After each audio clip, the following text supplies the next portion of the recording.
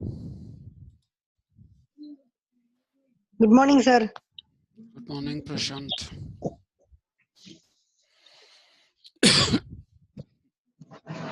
Sorry.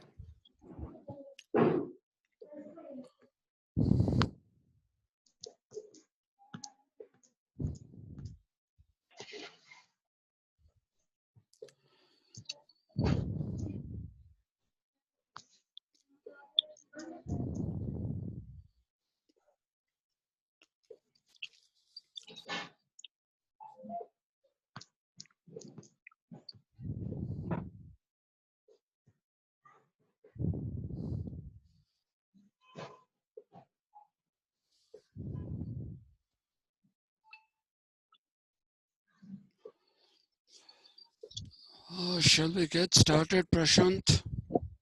Yes, sir. I don't know how many will come, when they will come. Okay. I was, sorry, I'm not well today. So please excuse me. I don't know how long I can actually take the class. The last time I was talking to you about how the Indian system of thought, there is no such thing as a political system of thought, right? And I told you that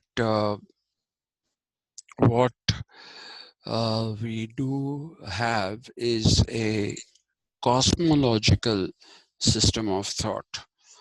And in the cosmological system of thought in ancient India, the whole universe itself is seen as a living system. I told you that the universe is the Brahman, that is the traditional name used for the universe in Sanskrit, the Brahman, and the individuals, not just individuals as in, sorry, human beings and other obviously living creatures like animals. We think they are living because they are moving, and that is right, they are living. But even plants are a life form. That also we initially, when we are children, we find that a little difficult to accept, but then we do understand over a period of time that what is a plant is also a life form. And the fact that it gives flowers or fruits or anything like that is indication of it containing life. Well, Jagdish Chandra Bose, the famous scientist, he even said plants are capable of emotion, which we cannot really be confident of, but probably the ancient Indians will agree with that, that plants are capable of emotions. And I also told you that what we see as primarily non-living things are not non-living things, they are non-moving things. And just because they do not move or they are not capable of locomotion, meaning they are not capable of moving themselves. Okay, so if somebody moves them, they move, but on their own, they don't move. Okay, so we basically say that the entire universe comprises of only living things, including rocks, grains of sand.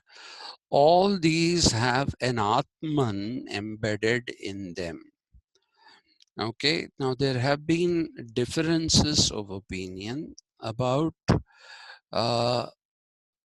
the tattva or the substance of the Atman and the Brahman.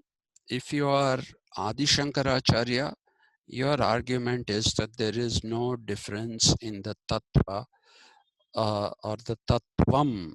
That is basically the correct word rather than tattva. Tattvam in means uh, there are two words. One is tattvam and the other is padartham in Sanskrit. That is also there in Telugu. Both these words are there in Telugu actually, because Telugu is now a highly Sanskritized language. Original Telugu, there are nobody who knows what the original Telugu was. It's a classical language and people consider it to be older than Sanskrit. And even Sanskrit is not to be said, it is supposed to be Samskritam. Okay, so anyway, so Tattvam and Padartham both refer to the substance. And Adi Shankaracharya's way of looking at things is that the Brahman and the Atman are both comprised of the same Tattvam and Padartham. Okay, they are not different. They are the same. Their form is different. The form is the appearance. The appearance is different, but the essence that is inside, it's exactly the same. So if you are Shankaracharya, the Adi Shankaracharya, you will say, for example, that the universe or the Brahman, some people call it the Brahmanda, capital A plus capital B plus capital C is equal to the Brahman. Okay. And small a plus small b plus small c is Atman.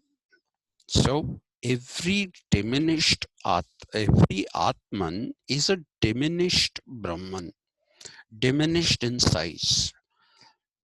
Okay, and for him, Tattvam Asi is the goal, where the Atman realizes that its independent existence doesn't really, is not really there, and that it is something that ultimately goes and becomes one with the Brahman.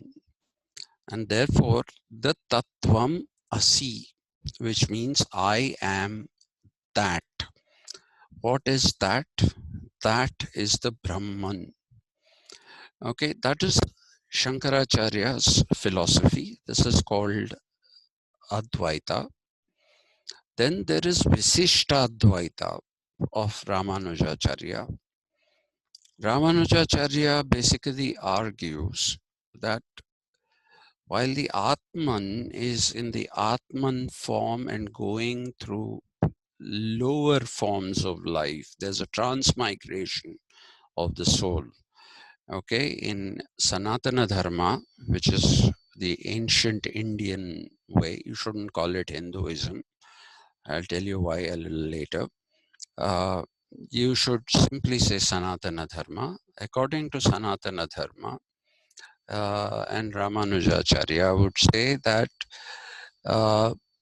while you are not a refined soul, you are not a refined Atman, you are not taking the correct decisions, you will keep dying and you will keep being reborn until such time that you get the life of a human being. But even as a human being, you should be able to your life according to the principles of dharma. and it is your life, living your life according to the principles of dharma, which will ultimately be the kind of karma, okay, that you have. And if your karma is good, then you can break the cycle of life and death. And it is at that point that the Atman, which was till then a different uh, tattvam, will become the same as the Brahman. Okay, only at that point when it finally breaks, that is nirvana. Okay, nirvana or moksha is when you break the cycle of life and death. Okay, so in that system of thinking, which is called Visishtaadvaita. Visishtaadvaita basically means clarified non-dualism. Okay, clarified means he's saying that it's not always the same. They are not always the same. Only when the soul has refined itself and the Atman has become complete, and when it has no more negative karma, it then becomes like the Brahman and becomes Vilina. Vilina as in it becomes a part of the Brahman. So that is again the goal there is Tattvam Asi. I am that. So there's a slight difference here. And Ramanujacharya represents the Vaishnavite tradition, whereas Shankaracharya, the Adi Shankaracharya, he uh, represents the Shaivite tradition. Now, if you look at, if you basically look at a third thing that is there, this one is, this particular philosophy is called Dvaita, Dvaita. And this was preached by Madhvacharya. And Madhvacharya basically believes that the substance or the tattvam of the Brahman, more than the Brahman, he uses the term Paramatman, but he also does use the term Brahman, and then he clarifies our Atmans, several individual Atmans, as Jivatmans. Okay, so he'll say these are Jivatman, and that is Paramatman or Brahman. And the Jivatman can, in terms of its, the way in which it is built, the way in which it is constituted is completely different from the Brahman or the Paramatman.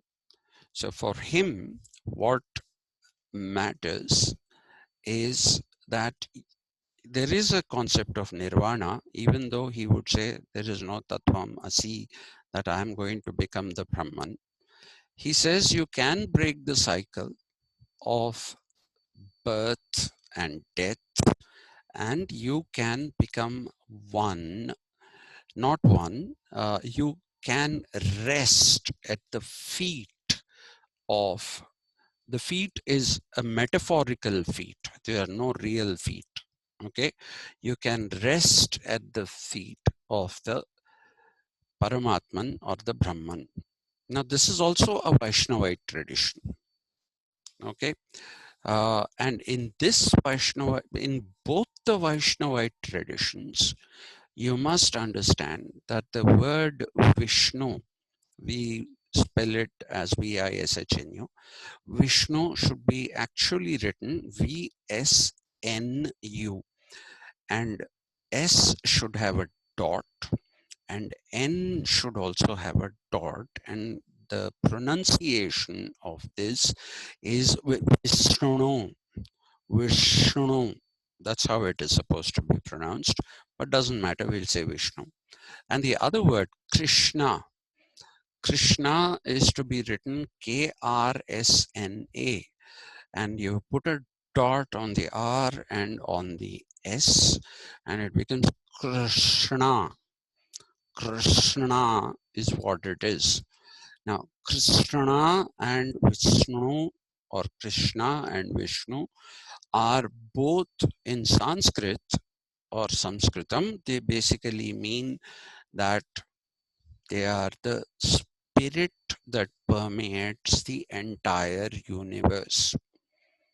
Okay, the living spirit that permeates the entire universe. That is what the basic argument is. Okay, and Krishna, the God, as we know, his name is not really Krishna. His name is Govinda Shauri. Okay, his name is not Krishna. He was called Krishna because he's supposed to have showed Arjuna and his mother Yashoda that he is the universe, and that is why he won the name Krishna. But otherwise, he's Govinda Shauri. Anyway, now let's, yes, Prashant. Sir, Yeah. if Madhvacharya did not believe in uh, Atma mingling with Brahman, Hmm. then what is nirvana according to him? Breaking the cycle of life and death. How, sir? I mean, according to him, will the form of life changes? No, you will just be an Atman without a body. You will not be born. You will not go through suffering. You will not have to go through the Maya, the Mithya that is there in this particular world. But I'll come to that in a bit of detail a little later. So just let me get through these. Okay. I'll explain that in detail a little later. Right. But when you are in Atma Rupa, then you don't have any feelings. You don't suffer. You don't feel happy. Nothing. You are just life. That's it, without any. And this idea of nirvana is there even in Jainism and Buddhism. Okay, and I'll talk to you about that when we come to that. Okay, so when we look at the sources of knowledge in ancient Indian thought, we talk first and foremost of the Ashtadasa Vidya. Ashtadasa Vidya is 18. Ashta is 8 and Dasa is 18. And these 18 things comprise mainly of the 4 Vedas, which are I have given here, which is the Rig Veda, the Yajur Veda, the Sama Veda, and the Atharvana Veda. These have been written at different points of time. And please remember that the Sama Veda actually does not have much of an independent existence of its own. It is the Rig Veda that has been put to poetic meter so that it could be sung out. Okay, it could be sung out like a song with a certain kind of a rhythm. So it is the Rig Veda in a musical, lyrical form. But there are 70 new shlokas in the Sama Veda which don't exist in the Rig Veda. Okay, so these are the 4 Vedas, and in the Vedic period, when we talk about it, I want you to remember that Manusmriti doesn't figure at all. Manusmriti just doesn't figure at all because the Vedic period goes back to 3 millennia or whatever, whereas the Manusmriti as we know it is supposed to have come into being somewhere between 1200 BCE and 1050 BCE. So it's a new edition. So the reason why I'm saying this is that the Manusmriti is not to be treated as an ancient text that is the equal of the Vedas. The Vedas, for example, have a Varna system, but they do not have a Jati system. I'll talk about that again a little later. Okay, now each of these, the four Vedas have 6 Vedangas. Okay, the 6 Vedangas that we talk about when we are actually uh, sorry, when we are talking about the Vedangas. What are the Vedangas? The Vedangas are the Anga. Anga is a limb, Limb. Our hands are Angas, our legs are Angas. Okay, now these are the Vedangas, and these help us in I'm sorry, help us in understanding the Vedas. So the first of the Vedangas is that which is called Siksha.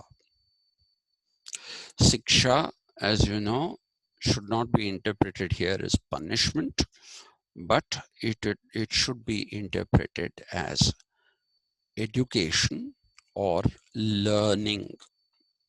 Okay, so that is the first of the Vedangas, learning.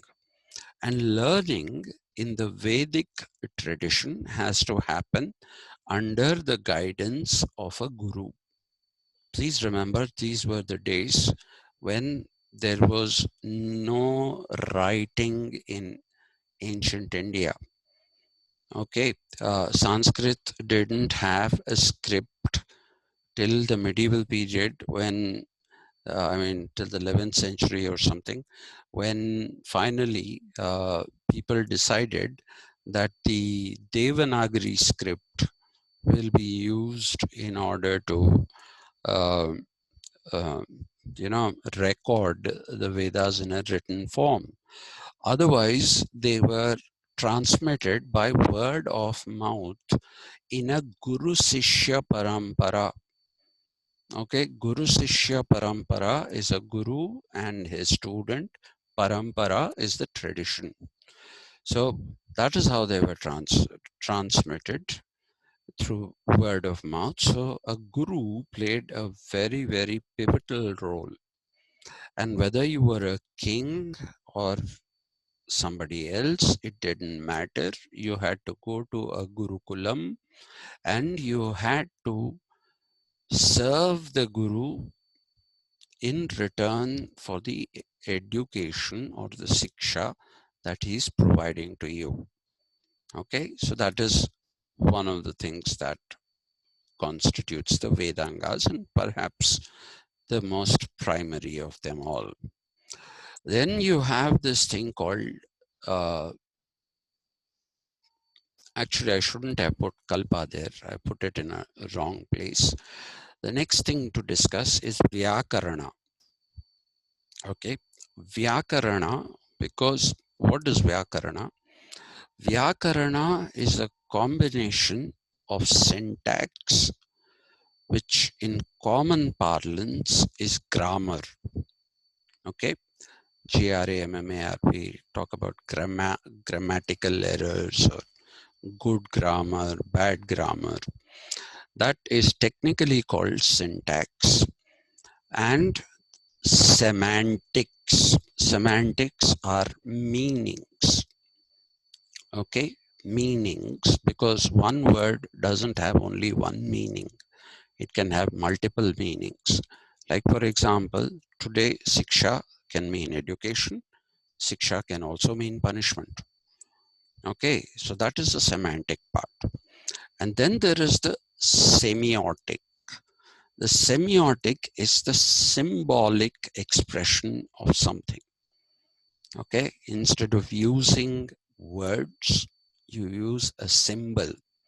So the best things that you can think about, which are semiotics perhaps, are your road signs. If you see a P and a line like this, it means no parking. If there is a bend like this with an arrow pointing down, that means it's a hairpin turn, right? And so those are the kind of the things. And we also have, I don't know if you had this in school or not, when people had to use the washroom, people would say, show this finger to the teacher. That is also semiotic. So the teacher knows what the student is saying. Okay, so that is how you will understand semiotics, symbols, and the meanings that symbols carry. All this is a part of Vyakarana. And Vyakarana was actually something that was properly codified in Sanskrit by the great Panini, Panini. Panini is the one who created the codified Sanskrit Vyakarana. And this essentially means uh, that he has done such a good job of it that Sanskrit has not changed much over the years. Okay, in fact, there is very little change in the Sanskrit language. The Sanskrit language has remained true to its original form, unlike the example that I gave you of Telugu, which is completely metamorphosized into a different language. So much so that the original Telugu we don't understand anymore. What we understand is a Telugu that is 90% Sanskritized. Okay, so the government giving the status of classical language to Telugu, Kannada, and to Tamil actually is a political exercise because nobody uses those. The original Telugu was called Acha Telugu. Okay, so nobody uses those forms of language anymore. What we use today are all an admixture of various different languages that have come into being. Okay, but Sanskrit didn't, it has remained untouched, and it has, despite it also having attained a script, it still did not change its form too much. And Sanskrit is known for its brevity. Okay, that's why everything is shlokas, 2 lines, 3 lines, but they convey a huge meaning. Unlike my lectures where I talk and talk and talk and you get just this much meaning. Okay, that is a problem with the English language or with any of the other Indian languages. Anyway, so Vyakarana is the next important thing in your, because if you want to have Siksha, then you should have Vyakarana. Then you have what is actually called Nirukta. Nirukta, you might find a translation that it is etymology of words. It is not, please don't bring in the English word etymology because it means something slightly different.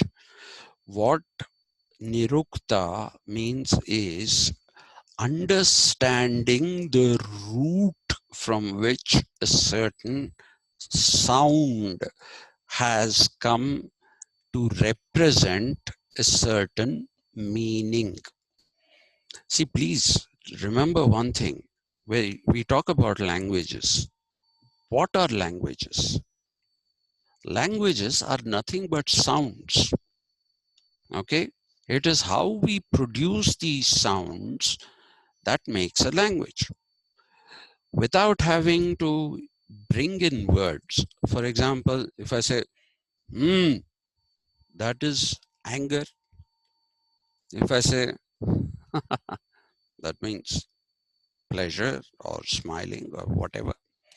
So the root of the sound, understanding the root of the sound and why it creates a certain meaning is that which is to be understood through nirukta. If you have ever kept dogs, I don't know if any of you have kept dogs or have been to houses of people who have kept dogs. Dogs obey our commands. Okay, you can say sit, they sit. You can say kurcho, and it'll sit. It is not understanding the word. Okay, please remember that. It's not understanding the word.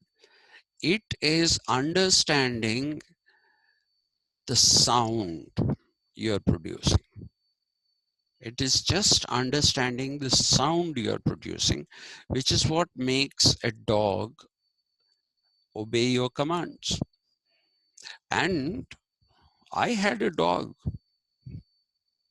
which was a street dog that decided it'll come and live in my house. I didn't have the heart to send it out. And it brought me the greatest joy in my life. You know, I experimented and I found that if I did this to that dog, no, if I saw like this and did this to that dog, then the dog would, if my feet were on the ground, it would do this, which means stop doing it. So it can understand even visually. Today, people say dogs also can think abstractly. Okay, no sound, just this gesture. It could understand that I'm not happy with it. All right. Now, so that is nirukta. Understanding gestures and how they attain meanings, understanding sounds and how they attain meanings. That is very different, from etymology. Okay, then after nirukta, you have this thing called chandas.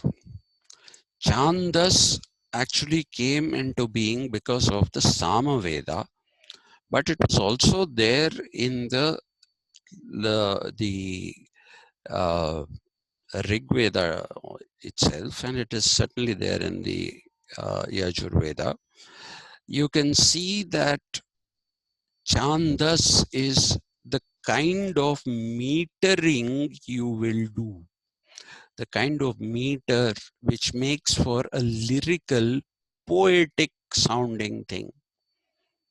Okay, all things that you write don't sound poetic, they don't sound lyrical, they don't sound musical. Okay, when do they sound lyrical, musical? When you put them to a meter. And that is there even in English literature.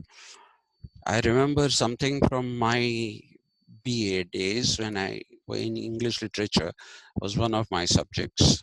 And what I remember is that there was this thing called iambic pentameter, which is used in order to produce a certain kind of rhythm. Okay, so that is chandas.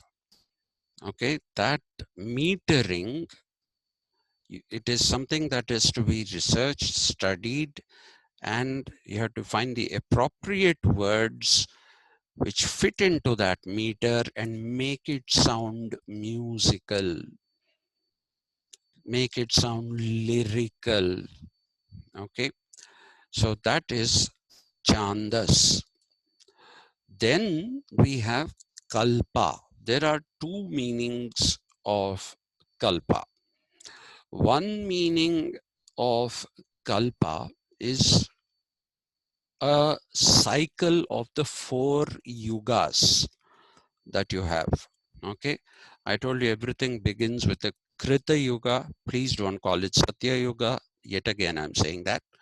Then it goes to the Treta Yuga, the Dwapara Yuga, and the Kali Yuga, and then that is Pralaya, destruction, and the cycle begins again. So we are now supposed to be in the 14th Kalpa.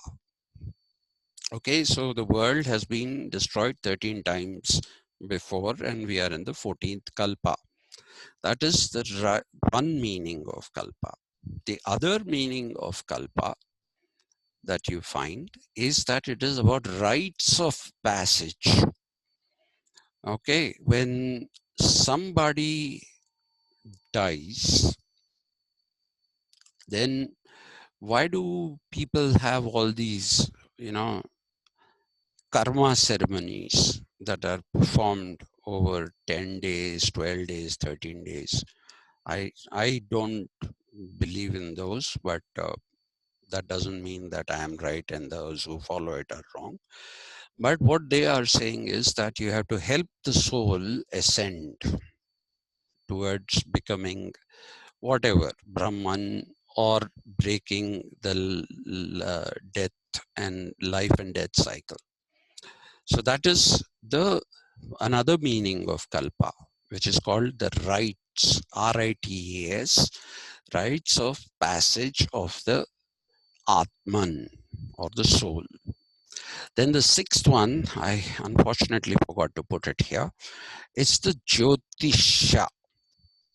It should be written Jyotis under the S a dot and A with a line on top, Jyotisha, which is to be understood as astrology. I already told you that, it is the movement of planets, stars, astral bodies, let us call them, and the time at which we are born, the place in which we are born, all these combine basically to give us this thing called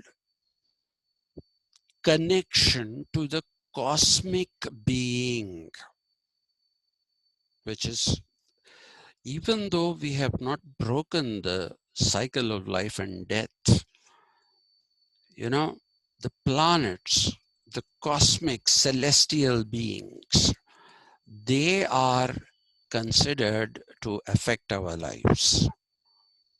Okay, Shani, people will say, cause a lot of suffering. So if you go to a place near Shirdi, there's a place called Shani Shringapur or something. Yeah, I think it's Shani Shringapur. The houses there have no doors. Okay, and people leave whatever they put, whatever they have, they leave it wherever they want, out in the open. And they also travel and get out of that place. And Shani Shinganapur, yes. And nobody steals, because there is a lore which says that if you steal in Shani Shinganapur, then Shani will be with you for the rest of your life. Okay, he'll be with you for the rest of your life, and it is called Shani Pidana, which means Shani will not let you live in peace. Shani is somebody who creates all kinds of problems. So you see, this is again connection to the cosmic being, the individual being and the cosmic being. This is a connection that the Jyotisha Shastra, some people call it that also, that is another thing that you need to understand. Now, Upavedas, before I don't want to start this now, I just have about 1.5 minutes. I want to ask you, will you please come for a class on Saturday? Somebody answer me this, Yes, sir. please, because I want to run through this on Saturday and get a get as much of this out of the way as possible. So Saturday 1 o'clock, is that okay? Yes, sir. Okay, thank you. So Prashant, I'll leave it to you to coordinate. I will put out this thing that on Saturday we have a class at 1. I'll put it in your WhatsApp group. Anyway, so the Upavedas have to be understood as those which are Vedic, almost Vedic. Vedam is knowledge, okay? All encompassing knowledge. But these are Upavedas because they also require all kinds of knowledge. So these Ayurveda, Dhanurveda, Gandharva Veda, and Stapatya Veda are considered to be Upavedas, meaning that they are not giving you the entire system of understanding the world, but are giving you very important dimensions of understanding the world. And in fact, in Ayurveda, Shushruta, you know,